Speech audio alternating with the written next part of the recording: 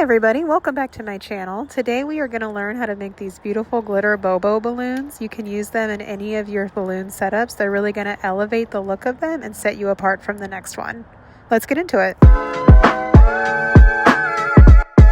Okay, so to get started, the first thing that we need to do is prepare our bobo balloon. We need to stretch this before we blow it up. I stretch it by just working my way around the entire edge and just pulling. So I've done the whole edge. Now I'm going to go for the middle. Stretch through the middle. And then also the neck. I'm going to stretch that too. Okay. And then you can go around again and just kind of stretch all around. It's good to be like even with the stretching. All right. And before we do anything else with it, we need to blow it up. That's another way we're going to stretch it. All right. So the bobos have just this little edge here that you separate them at. And then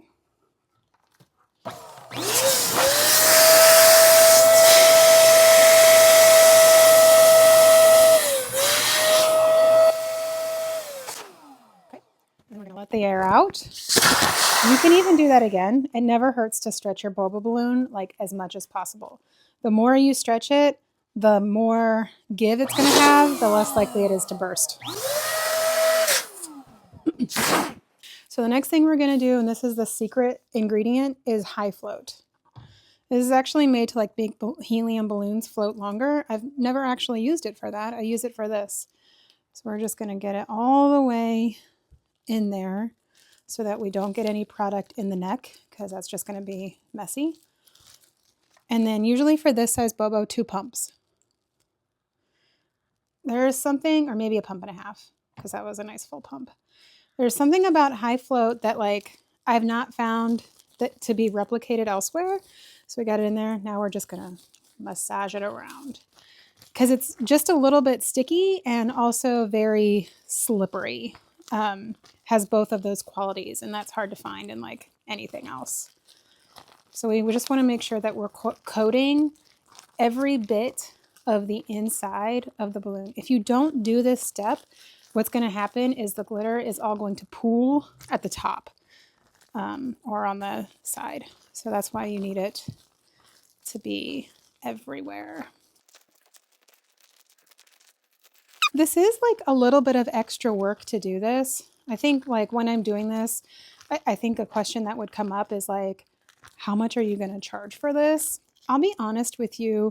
I mean, obviously you can charge for this and eventually you should, but in the beginning, you're not going to have anybody request this so that you can then charge for it.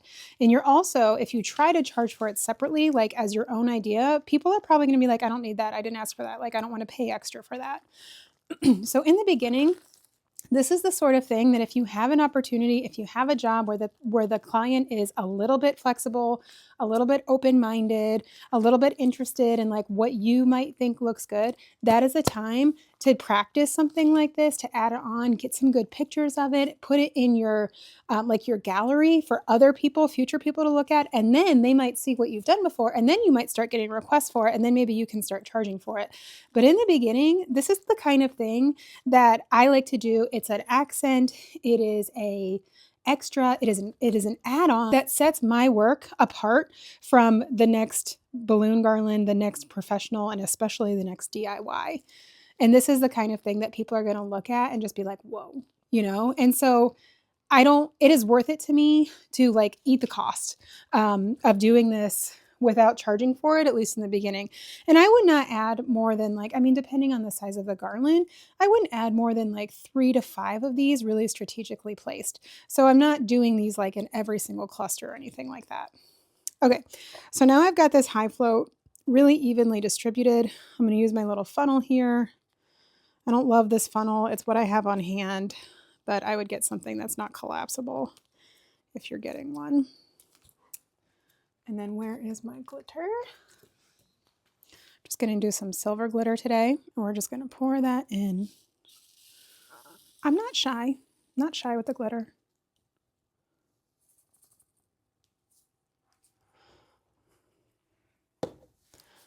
Okay, and we're just going to kind of like let that settle. You might have to move it around so that it settles in there.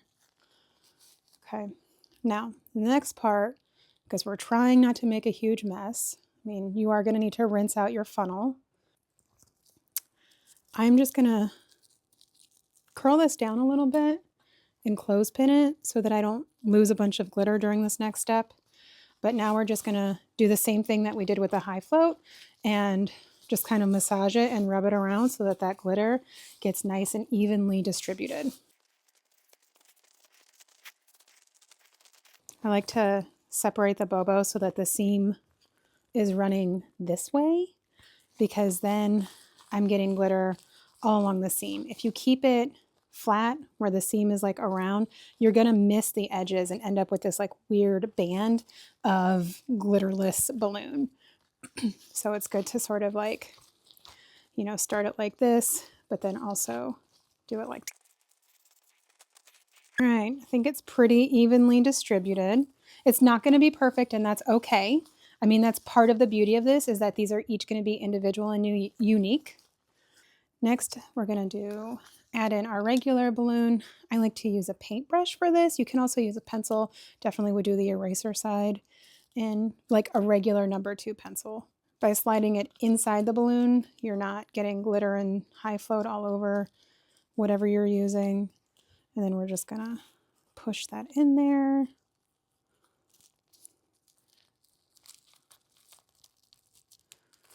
Make sure that you don't lose the tip of your balloon there. Okay. Now this next part, just want to be careful holding on to this so that we don't blow glitter everywhere. All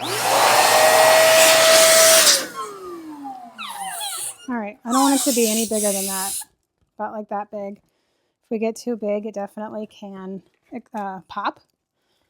Then we're just going to tie this off. I'm going to start by tying off the white balloon inside. I also want to tie off the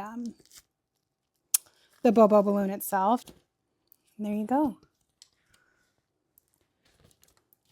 What I love about this is that the possibilities are endless. You can do this with any combination of colors.